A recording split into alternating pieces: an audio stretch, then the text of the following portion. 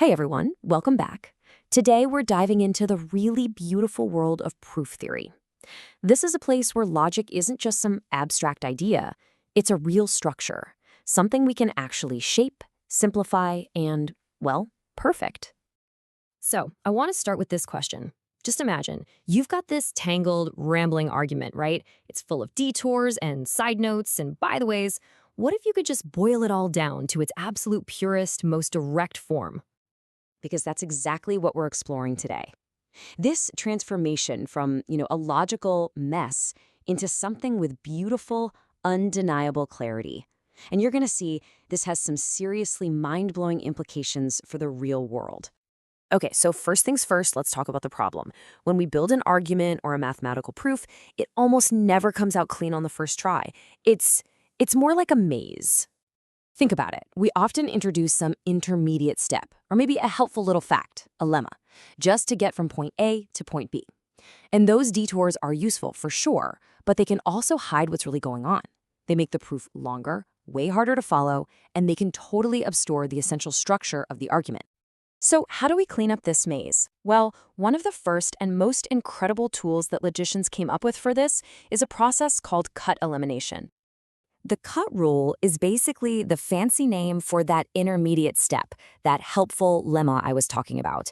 So cut elimination is like this magic trick that shows you how to completely remove that middleman, creating a proof that just flows directly from your starting point to your final conclusion. No extra help needed.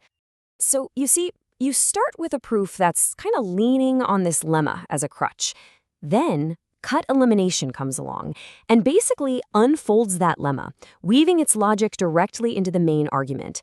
And what you're left with is this clean, direct proof that shows the conclusion was right there in the original premises all along.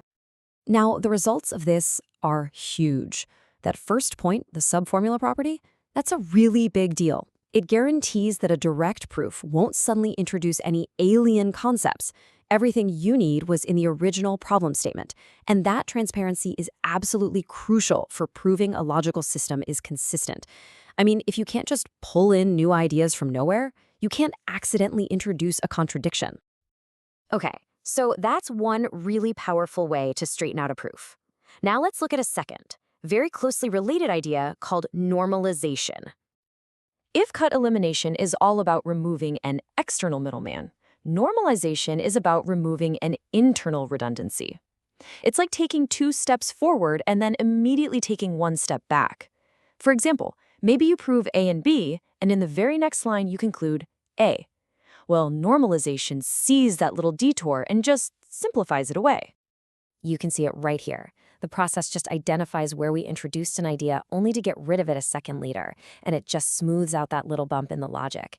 The final result is what's called a normal form proof, which is pretty much the most direct, streamlined version of that argument you can get.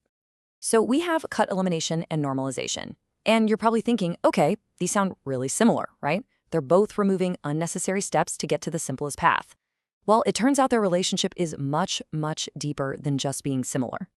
They're basically 2 techniques for 2 different styles of formal logic, sequent calculus and natural deduction. But they are both chasing the exact same thing, logical purity. One removes the external helper, the other removes the internal stutter step. At the end of the day, both are trying to find the most fundamental version of an argument.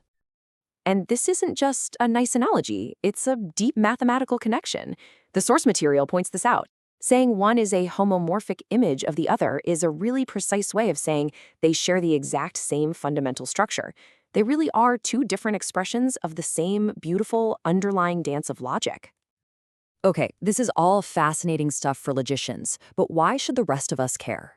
Well, this is where it all clicks into place. This is where the abstract becomes incredibly, unbelievably concrete.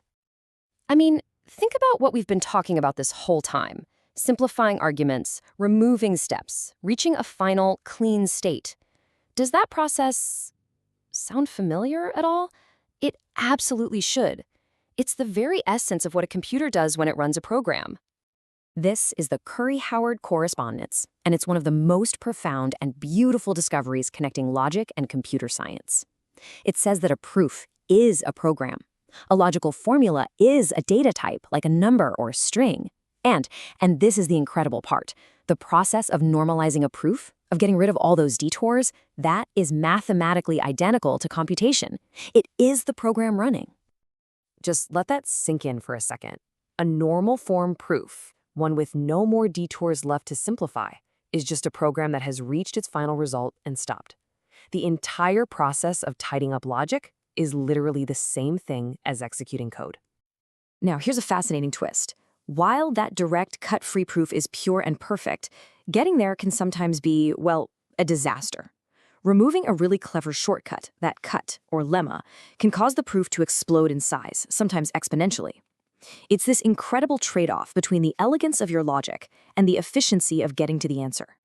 And this brings us to our final thought. If cleaning up a proof is the same thing as running a program, what does that really mean for the future?